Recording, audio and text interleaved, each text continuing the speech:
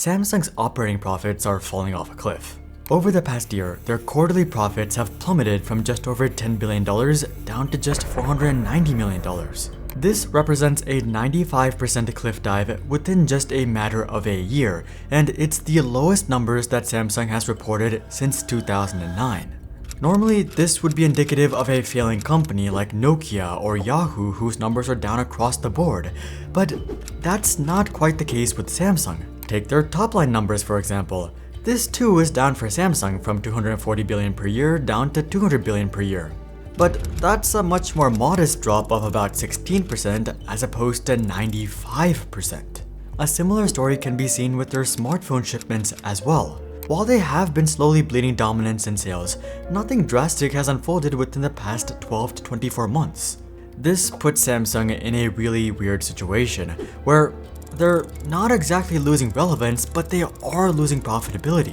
It's easy to write this off as just a market downturn, but when we peel back the layers, it becomes clear that Samsung is facing a much larger crisis due to the era of peak smartphone. So join me as we dive deeper into Samsung's existential crisis and their struggle to remain profitable.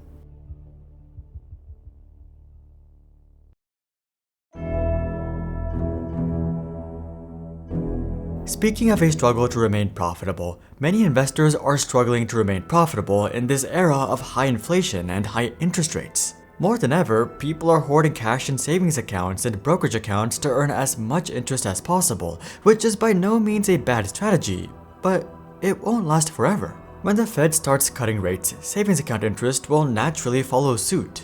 One way to overcome this decline, however, is to take advantage of bonds. With the bonds, you can lock in current high interest rates for not just the next 6 to 12 months, but for as long as 30 years. If that sounds enticing, please consider checking out our upcoming bond investing app Silo in the description below. But anyway, a simple Google search would tell you that the primary culprit behind Samsung's dwindling profits is the memory chip market. If you didn't know, Samsung is not just a big memory chip producer, but the biggest memory chip producer. This title definitely sounds impressive on paper, but Samsung actually had to make massive sacrifices to get here, like overbetting on the chip market.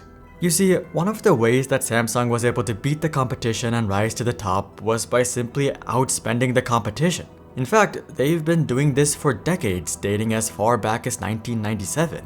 In 1997, Samsung opened up a $1.3 billion memory chip fab in Austin, Texas. Over the next 14 years, this would grow into being a $9 billion investment, which is not only one of the largest chip investments in the world, but one of the largest foreign investments the US has ever seen. This sort of spending is what allowed Samsung to catch up to and overtake the competition. But this is also a very dangerous game because there is no moat when it comes to internal components. Most end consumers don't care or even know what brand of chips is going into their smartphones and computers and cars. So there's virtually no brand loyalty, and companies like Apple just go with whoever is offering the best performance and price at the time. Over the past decade, this has very much been Samsung, but it doesn't take long to fall behind within the chip industry. Moore's Law may or may not be dead, but one thing is for sure. Chips are still advancing extremely fast. Even stagnating for an year or two could destroy the lead that took decades to build. So year after year, these chip producers are having to invest more and more. Really, all of this is just one massive game of chicken.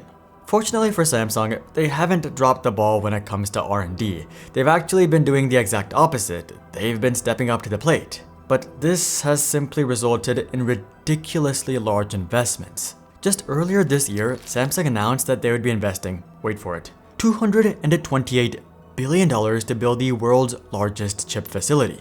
Let me put that in perspective. That's more than Apple has spent on R&D across the entire company since the launch of the iPhone itself. It's hard to find data about Apple's R&D spending throughout the 80s and 90s, but it's very likely that $228 billion is more than Apple has spent on R&D throughout their entire history. This honestly isn't that surprising given that $228 billion is enough money to buy out a Fortune 50 company, cash. And Samsung is looking to spend this much money on an industry that they could lose at any time within just a matter of 2 years. That is no doubt a gutsy bet, But when you take a closer look at the company's internals, it starts to become more clear why Samsung is basically betting it all. It's likely that Samsung feels that they have no other choice. This is probably a bit confusing because most of us see Samsung as a giant conglomerate with strongholds in dozens of industries. They make everything from smartphones, chips, monitors, laptops, and TVs to refrigerators, dishwashers, washing machines, and who knows what else. But while they do indeed have their hands in every business that you can think of, almost 60% of their entire profits come from just one sector: semiconductors. So it's not surprising why Samsung is willing to make such a massive gamble with chip fabrication. It's their bread and butter, and they can't afford to lose. But one thing that they're forgetting is that just because they stay on top of the chip industry doesn't mean that they'll actually stay on top overall. Let me explain.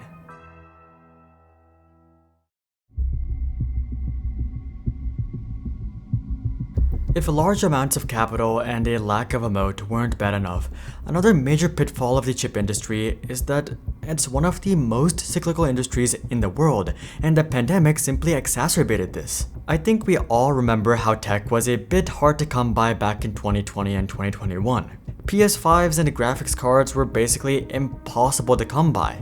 Oftentimes, you had to pay 2 to 3 times the price just to buy these gadgets, and it wasn't just tech products either. Anything that even slightly had to do with chips were extremely hard to come by, including cars and even refrigerators, which often had waiting times in the 6 to 12 month range. As such, all of these products naturally rocketed in price. Most people just figured that these price increases were due to high inflation, but a lot of it just had to do with the global chip shortage. You see, when the pandemic hit, most chip fabricators either pulled back or completely shut down temporarily due to COVID restrictions and general uncertainty. At the same time, the demand for these products went through the roof. Everyone was staying at home, meaning that they were more dependent on electronics than ever. Moreover, they weren't spending any money on vacations or eating out or any of that, so they were able to spend a lot more on tech. This led to an extreme situation where there was no supply and massive demand, leading to ridiculous revenue and profit margins for chip makers. Many chip makers, including Samsung, assumed that this was simply the new norm for the modern hybrid economy, but it hasn't quite played out that way. In fact, prices for tech products are very much falling off a cliff as supply and demand have more or less normalized. Take Tesla prices for example. In the peak of the chip shortage in late 2021 and early 2022, Model X prices reached as high as $108,000. But over the past 18 months, prices have almost halved down to $63,000. This is great for consumers, as at least some prices are finally returning to reality, but for Samsung, this is a nightmare. In fact, normalizing supply and demand have led to DRAM prices plummeting by 53% year over year. And experts don't think the pain is over either, so we could very well be looking at a 60% plus price drop before things finally stabilize. Given that 60% of Samsung's profits were coming from chips, it's no wonder why their bottom line has been obliterated. Profits from their chip business have not only gone down, they've actually become negative. In fact, over the first 6 months of 2023, Samsung took a $7 billion loss on their chip business. Samsung is of course trying to cut production to prop up prices as much as they can, but unfortunately, demand is falling even faster. You see, it's not just prices that have been plummeting. Demand has also been plummeting as companies and consumers have become much more conservative with tech spending due to high inflation and recession fears. Not to mention, most people just got a bunch of new tech over the past few years, so they don't exactly feel the need to upgrade, which brings us into our bigger question. Will Samsung ever recover?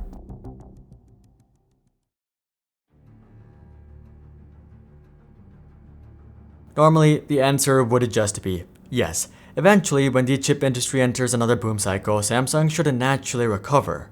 But here's an interesting point to consider. Not all of the chip industry is getting destroyed. In fact, certain sectors within the chip industry are doing better than ever, specifically AI. I don't even think I need to explain this. I mean, just take a look at Nvidia's stock graph. It's vertical.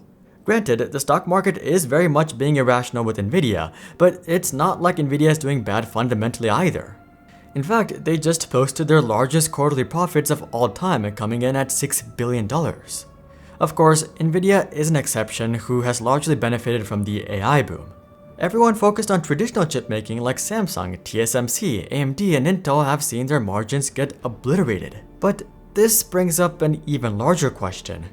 Where exactly does Samsung fit within this new era of peak smartphone? While it's true that Samsung has made massive advancements with mobile chips and memory over the past 15 years, a lot of their success is actually just thanks to the success of the smartphone industry at large. This was great in the early to mid-2010s when smartphone sales were exploding, but over the past 5 years, smartphone sales have started to fall quite noticeably. And the more time that passes, the more likely it feels that smartphones are destined for the same fate as PCs. As PC sales started to fall, manufacturers naturally started competing on price. Of course, there were some exceptions like Apple and some higher-end product lines from Dell and Asus.